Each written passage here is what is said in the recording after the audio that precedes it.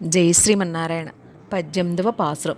ఈ పాసురంలో మన గోదాదేవి నీలాదేవిని నిద్రలేపే పాసురం. ఏమని చెప్తున్నారు? అమ్మ నువ్వు లేచిల్లరావమ్మా అని చెప్తున్నారు. నీ స్వామి వైభవాన్ని ప్రకాశించేటట్టుగా మనం కలిసి పాట పాడదాము. ఎలాంటి దానివి నువ్వు? అందమైన దివ్యమైన సౌందర్యం కలిగినది నీళ్ళమ్మ.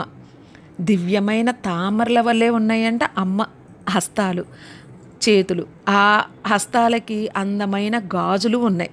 ఆ గాజులు సవ్వడయ్యేటట్టుగా వచ్చి మీ పిల్లలం మేమంతా ఇక్కడ ఉన్నాం కదా, అలా ఆ తలుపు తెరువమ్మ, ఆ గాజులు సవ్వడయ్యేటట్టుగా నీళ్ళమ్మ అని లేపుతూ ఉన్నారు. అక్కడ ఎట్లా ఉన్నది? మదం స్రవించే ఏనుగులు బోలెడు ఆయన మందల్లో ఉన్నాయి. ఎంత వాడొచ్చినా కూడా ఓడిపోని భుజం బలం కలిగిన వాడు ఆ నందగోపాలుడు. అలాంటి ఆ నందగోపాలుడి కోడలా అంటూ పిలుస్తూ ఉన్నారు. నందగోపాలుడు కోడలా అన్నా కూడా అమ్మలేకపోతే చెప్తున్నారు. ఎలాంటిది? సహజమైన సౌందర్యం కలిగినది నీళ్ళమ్మ అని చెప్తున్నారు. ఇంకా ఆమె కేశపాసాలు కూడా పరిమళాలు వెదజల్లుతూ ఉన్నాయంట. అలాంటి కేశపాసాలు కలిగిన ఓ నీళ్ళమ్మ లేచిరమ్మని చెబుతూ ఉన్నారు. తెల్లవారింది అన్నదానికి గుర్తుగా కోడి కూస్తుందమ్మా, జాముకి కోళ్ళు కూస్తాయి కదా అంటే, అలా కాదు, తెల్లవారినందుకు గుర్తుగా కోడులు కూడా కూస్తున్నాయే, లేచిరావమ్మా అంటున్నారు.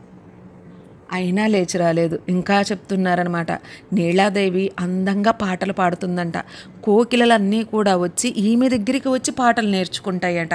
అలాంటి అందమైన పక్షులన్నీ కూడా మాధవీ పందల్ మేల్, ఆ మాధవీ లత మీద ఆ పాకి ఉంది కదా చెట్టు, ఆ మాధవీలత, ఆ పందిరి మీద అనేక కోకిలలు గుంపులు గుంపులుగా ఉన్నాయి. చూడు, ఆ కోకిలలన్నీ కూడా కూస్తున్నాయి. అయినా లేచి రాపోయేటప్పటికి లోపలికి తొంగి చూశారు. అమ్మ ఎలా ఉన్నది? రాత్రి స్వామి అమ్మ బంతి ఆట ఆడుకున్నారేమో.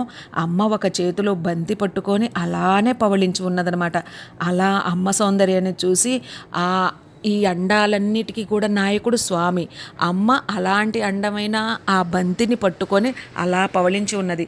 ఆ అందమైన చేతులకి గాజులు వేసున్నాయి. ఆ గాజులు గలగలతో లేచి వచ్చి తలుపు తెరవమ్మ అని పిలుస్తూ ఉన్నారు మన గోదా గోపికలు. జై శ్రీమన్నారాయణ.